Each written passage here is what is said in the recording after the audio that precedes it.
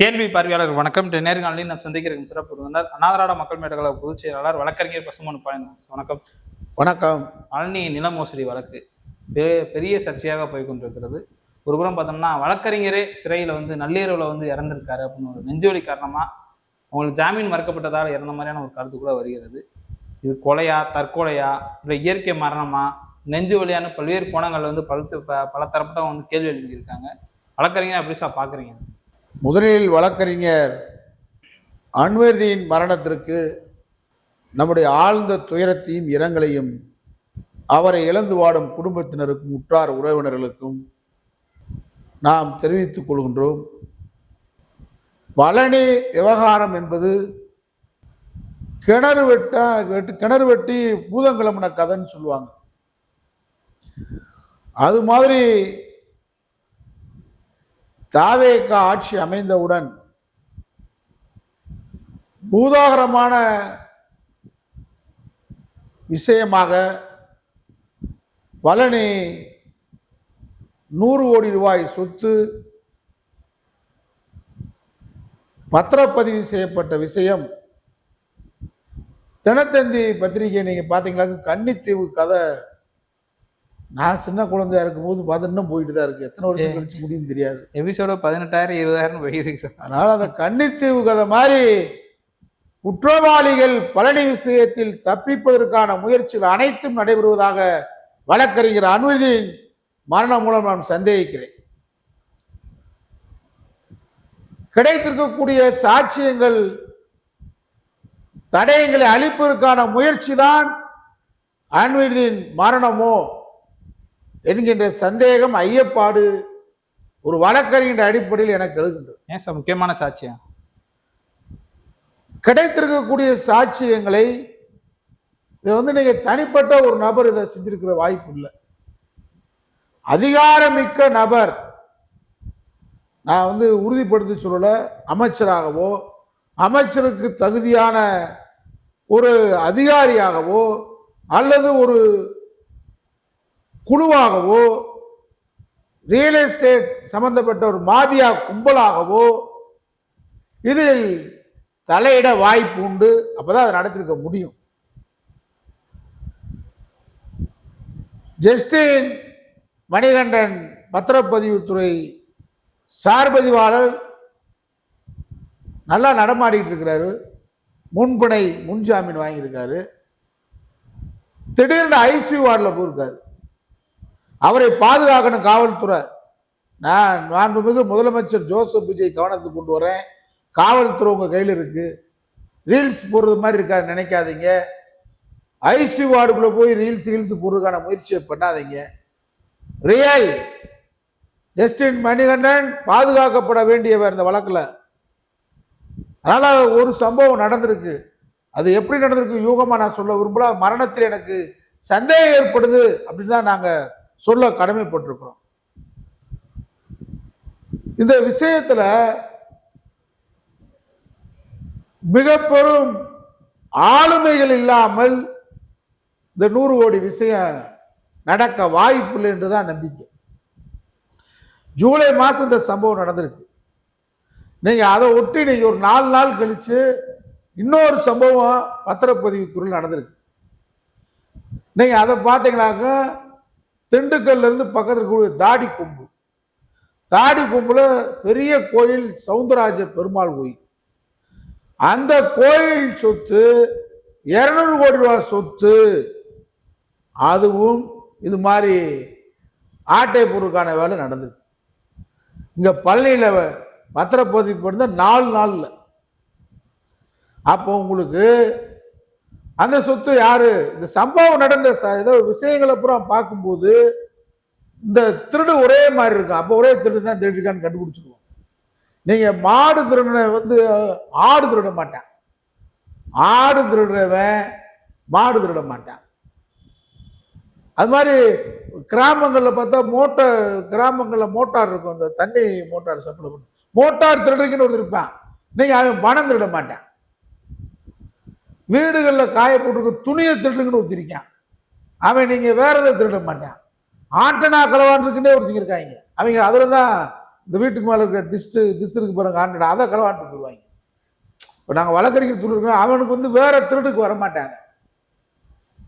அது மாதிரி பேங்கை உடைச்சி ராத்திரில இறங்குவான். கேமரா இல்லாத பேங்க் தமிழ்நாட்டில் எங்கே இருக்குன்னு கண்டுபிடிச்சி அந்த பேங்க் லாக்கரை உடைக்கிறதுக்குலாம் ஆள் இருக்கான். அவன் வேற வீட்டுக்குள்ள இறங்க மாட்டான், பேங்க்குள்ள மட்டும் தான் இறங்குவாங்க. பேங்க்ல இறங்கி பழக்கப்பட்டு வீட்டுக்குள்ள இறங்கி செய்ய மாட்டாங்க. அது மாதிரி இதை பழக்கப்பட்டவங்க தான் ஒரே பேட்டனா ஒரே மாதிரியா செஞ்சிருக்காங்க. பத்திரப்பதிவு டாக்குமெண்ட் ரைட்டுன்னு இருக்காங்க. நீங்க திண்டுக்கல் தாடி கும்பல் நடந்த அந்த பத்திரப்பதிவும் வழக்கறிஞர் தான் பதிஞ்சிருக்காரு, டாக்குமெண்ட் எழுதியிருக்காரு. பள்ளியில் நடந்ததையும் வழக்கறிஞர் இறந்து போன அன்வர்தீன் தான் எழுதியிருக்காரு. ஏன் டாக்குமெண்ட் ரைட்டர் எழுத சொல்ல மாட்டேன்றாங்கன்னு கேட்டா, டாக்குமெண்ட் ரைட்டர் சரியான சொத்துக்கு தான் எழுதுவாங்க, வில்லங்கமான சொத்துக்கு டாக்குமெண்ட் ரைட்டர் எழுத மாட்டாரு. ஏன்னா டாக்குமெண்ட் ரைட்டர் நம்பர் போடணும், எழுதி சாட்சி போடணும், அவங்க பொய்யான ஆவணங்களை தயார் செய்து அதை நீங்க தயார் பண்ணணும்னு சொன்னா அவங்க வேலை போயிடும், கம்பி என்னன்னு சிறைக்கு போகணும், வழக்க சந்திக்கணும். அதனால பெரும்பாலும் டாக்குமெண்ட் ரைட்டர் இந்த போலி ஆவணங்களுக்கு எழுத மாட்டாங்க. வழக்கறிஞர் எப்படி எழுதுறாங்க, சார்பதிவாளர்கள் எப்படி இந்த போலி ஆவணங்களை பதிகிறாங்கன்னு கேட்டா, அவங்க வந்து நீதிமன்றத்துக்கு ஒரு ஆர்டர் வாங்குறாங்க. பள்ளியிலையும் நீதிமன்றத்தில் ஒரு ஆர்டர் வாங்குறாங்க. தாடிக்கொம்பு சவுந்தரராஜன் பெருமாள் கோயிலுக்கும் ஒரு ஆர்டர் வாங்குறாங்க, நீதிமன்ற உத்தரவு.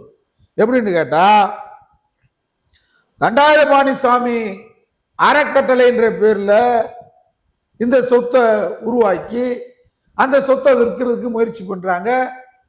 அங்க அதுக்கு நீதிமன்ற உத்தரவு, நீதிமன்றம் அதுக்கு ஒரு உத்தரவு கொடுக்குது. எப்படி உத்தரவு கொடுக்குன்னா, கன்சிடர் அப்படின்னு சொல்றாங்க. அதாவது கலந்து ஆலோசனை செய்யலாம், இது வந்து என்னன்றதை நீங்க முயற்சி பண்ணுங்க, அல்லது இது சம்பந்தமா வந்து ஆலோசனை செய்துக்கலாம் அப்படின்ற மாதிரி ஒரு வார்த்தையை போடுறாங்க. அந்த வார்த்தையை காமிச்சு தான் வழக்கறிஞர் நான் வந்து கோர்ட் உத்தரவு அதனால நான் என்ன பத்திரம் எழுதுனேன்னு சொல்லுவாரு. சார்பதிவாளர் என்ன சொல்லுவாருன்னு கேட்டா, கோர்ட் உத்தரவு அதனால நான் பதிஞ்சேன்னு சொல்லுவார். இவங்க தப்பிக்கிறதுக்கு வழி, கோர்ட்ல ஒரு ஆர்டர். அப்ப நீதிமன்றத்துக்கு துணையா இருக்கா அது எனக்கு தெரியாது. நீதிமன்றம் தண்டிக்க வேண்டும். நீதிமன்றத்தில் இவங்க என்ன சொல்றாங்கன்னு சொல்ல முடியாது. நாங்க பரிவர்த்தனை பண்றதுக்காக நாங்க வந்து இந்த தண்டாயுதபாணி ட்ரஸ்ட்ல இருக்கக்கூடிய சொத்தை நாங்க வந்து கோயிலுக்கு பரிவர்த்தனை பண்றோம், இந்த சொத்தை 2 கோடி ரூபாய்க்கு வித்தோம்னு சொன்னா கணக்கு 2 கோடி தானே காட்டுறாங்க.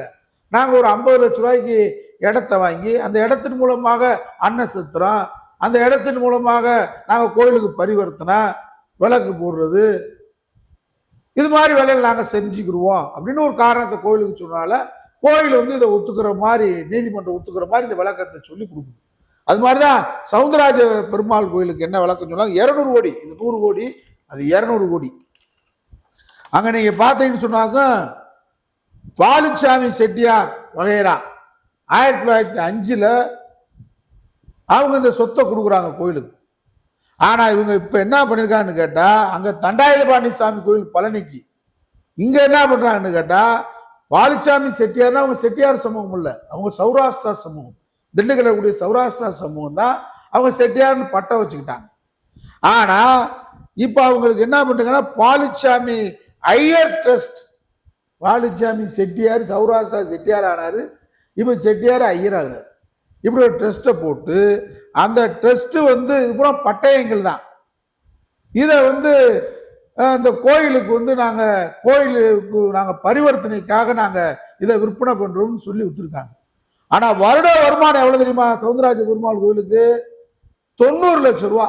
அது எப்படி நஷ்டம்? இப்படி தொடர்ச்சியாக கோயில் நிர்வாகத்தை கேட்காமல், இந்து சமய அறநிலையத்துறையை கேட்காம, இப்படி கோயில் சொத்துக்களை எல்லாத்தையும் மொத்தம் தமிழ்நாட்டில் 46,000 கோயில் இருக்கு.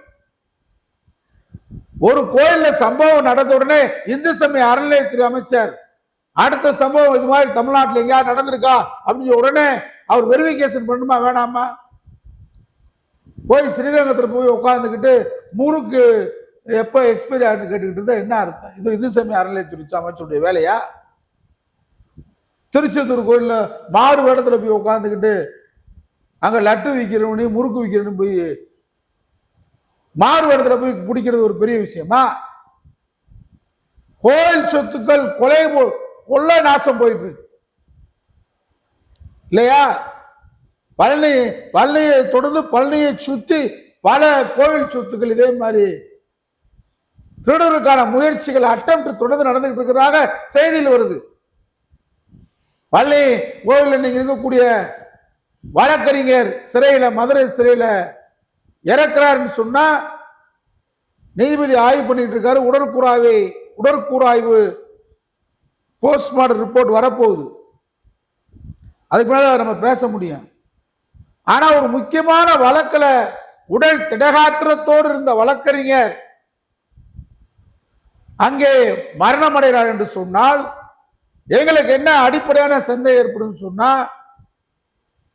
தாவேக ஆட்சிக்கு வந்த உடனே இவ்வளவு பெரிய சொத்து பரிமாற்றம் இந்து சமய அறநிலையத்துறைக்கு தெரியாம, கோயில் நிர்வாகத்துக்கு தெரியாம 100 கோடி 4 நாள்ல திண்டுக்கல் தாடி கொம்பு சவுந்தரராஜ பெருமாள் கோயில் சொத்து 200 கோடி, இது எல்லாம் உடனே கண்டுபிடிக்க வேண்டிய அமைச்சர் முறுக்குக்கு எப்ப காலாவதி டைம் தேடிட்டு இருக்காருன்னா எவ்வளவு கேவலமான நாடு, எவ்வளவு ரீல்ஸ் போட்டுறாரு. முறுக்கு போய் செக் பண்ணிட்டு அதுக்கு ஒரு ரீல்ஸா,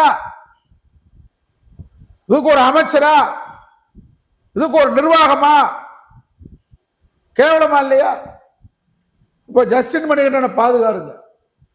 நீங்க போற போக்கு பழனியில சம்பந்தப்பட்டிருக்கக்கூடிய இந்த 100 கோடி ரூபாய் சொத்தை ஆட்டை போடுறதுக்கு சம்பந்தப்பட்டிருக்கக்கூடிய உண்மையான முகத்தை அழிப்பதற்காக மணிகண்டன் ஐசியூஆர்ல உண்மையிலேயே உட முடியாம சேர்க்கப்பட்டிருக்காரா அல்லது வேறு நோக்கத்திற்காக சேர்க்கப்பட்டிருக்காரா? பாதுகாப்பு வழங்குங்க. அன்வர்தியின் மரணம் இயற்கையான மரணமா, செயற்கையான மரணமா, குற்றவாளிகளை தப்பிப்பதற்கான மரணமா, உண்மை குற்றவாளிகளுடைய தடயங்களை அழிப்பதற்கான மரணமா என்ற கேள்வி வருது. ஒரு சம்பவம் தொடர்ந்து தாவேக ஆட்சிக்கு வந்தவுடன் கோயில் சொத்துக்கள் வரிசையாக பத்திரப்பதிவு. பழனியில 4 நாளைக்கு முன்னாடி பதிஞ்சிருந்தா 4 நாள் கழிச்சு தாடி கொம்பு சொத்து பதிகிறாங்க. அப்போ ஒரே பேட்டர்னா இருக்கு. அங்கேயும் கோர்ட் ஆர்டர், இங்கேயும் கோர்ட் ஆர்டர், அங்கேயும் வழக்கறிஞர் பத்திரம் இருக்கிறார், இங்கேயும் வழக்கறிஞர் பத்திரம், அங்கேயும் தண்டபாணி ட்ரஸ்ட், இங்கேயும் Palichami Iyer trust and brothers trust. அப்ப என்ன நோக்கம்? யாரை காப்பாற்றுறதுக்காக தாவேக அரசு இதை முயற்சி பண்ணுகிறது என்ற சந்தேகம் மக்களுக்கு இருக்குது. சந்தேகத்தை தீர்ப்பு வைப்பது அரசின் கடமை. மடியில கனம் இல்லைன்னா வழியில பயம் இல்லாம இருக்கணும். இவ்வளவு ரொம்ப ஸ்லோவா நடக்குது விசாரணை. வளையத்துக்குள்ள வர வேண்டியதெல்லாம் தப்பிப்பதற்கு காலக்கெடு கொடுத்தது மாதிரி இருக்கு. குற்றவாளிகள் தப்பிப்பதற்கும் கிடைத்திருக்கக்கூடிய ஆதாரங்கள் தடயங்களை எல்லாம் அழிப்பதற்கும் கால அவகாசம் காவல்துறை வழங்குவதாக நாங்கள் சந்தேகிக்கிறோம். அதனால குற்றவாளிகள் தப்பிக்க கூடாது, எந்த வகையிலும் தப்பிக்க கூடாது.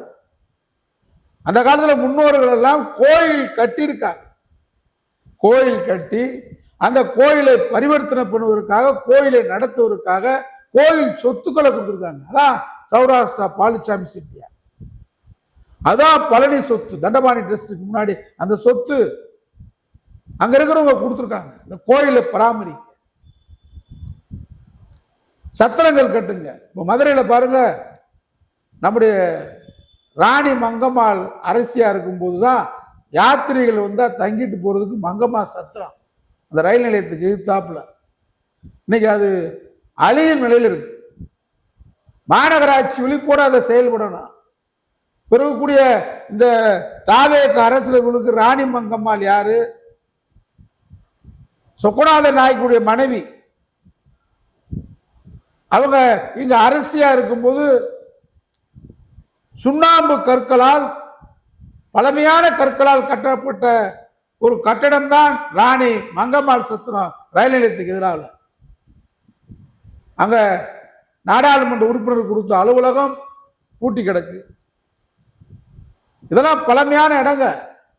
இதெல்லாம் உடனடியாக தாவேக அரசு விழித்து கொண்டு ஒரு குற்றம் நடந்திருக்குன்னா அதை தொடர்ந்து தமிழ்நாட்டில் 46,000 கோயில் இருக்கு. 36,000 கோயில், அதுல ஒருவேளை விளக்கு போடுறதுக்கு கூட ஆள் இல்லையா? அப்ப இந்த வருமானம்லாம் என்ன செய்றீங்க? 200 கோடி ரூபாய் சொத்தை, பெருமாள் கோயில் சொத்தை ஆட்டையை போடுறீங்களே, அதை குத்தகைக்கு விட்டா என்னாங்க? வருஷத்துக்கு 10 கோடி ரூபாய் கொடுப்பான். இப்படி தமிழ்நாட்டில் மொத்தம் இந்து சமய அறநிலையத்திற்கு கட்டுப்பட்ட சொத்துக்களை குத்தகைக்கு வாடகைக்கு விட்டு அந்த பணம் மூலமாக சத்திரம் கட்டலாம், பள்ளிக்கூடம் கட்டலாம், மருத்துவமனை கட்டலாம். இந்த 36,000 கோயிலுக்கு ஒருவேளை விளக்கு போடுறதுக்கு ஆள் இல்லாம இருக்கு, அதுக்கு ஆள் நியமனம் பண்ணலாம். மாற்றம் சொன்னா இதான் மாற்றம். திமுக அதிமுக சரியில்லை, நாங்க புதிய மாற்றத்தை கொண்டு வரோம்னு சொல்றீங்க. இப்படி யோசிக்கணும். பாவம் முறுக்கு போட்ட ஆளை போயிட்டு எப்ப எந்த மாவுல முறுக்கு போட்ட, எந்த எண்ணெயில முறுக்கு போட்ட, முறுக்கு முறுமுறுன்னு இருக்குமா கடுகடுன்னு இருக்குமான்னு போய் கேட்டுக்கிட்டு இருக்கே. இதுக்கா பந்து சமய அறநிலையத்துறை அமைச்சர் இந்த மாதிரி யோசனைக்கு வா. இன்னும் பேசாம இருக்காரு சார் ரமேஷ். என்ன தெரியுது உனக்கு? இந்து என்டோமெண்ட் என்னன்னு தெரிய போகுது, கோயில் நிர்வாகம் என்ன தெரிய போகுது, என்ன ஒண்ணுமே புரியல. இந்த வழக்கில் சம்பந்தப்பட்டவர் வழக்கறிஞர் இருந்துக்கான சாதாரண விஷயமா கருதக்கூடாது. மிகப்பெரிய ஐயம், சந்தேகம் நாட்டுக்கு எழுது. பழனி முருகன் கோயில் சொத்தை ஆட்டைய போட்டவர்களை தப்பிப்பதற்காக அன்வர்தீன் மரணமா? ஜஸ்டின் மணிகண்டனுடைய ஐசியூவால் இருக்கிறதுக்கு காரணம் என்ன? நாட்டு மக்கள் கேட்கிறாங்க. விழிப்போட இருக்கணும் தாவேக அரசு. இல்ல அமைச்சர் மேல சந்தேகம் ஏற்படும். இரும்பு கரம் கொண்டு இதெல்லாம் அடக்கணும், துரிதமா பணியை முடிக்க விடணும். அப்படி இல்லை என்றால் சிவன் சொத்து குலநாசம். அது மாதிரி கோயில் சொத்தை கொள்ளை போவதை தாவேக அரசு வேடிக்கை பார்க்க கூடாது, எச்சரிக்கையா இருக்கு. நன்றி சார். நன்றி.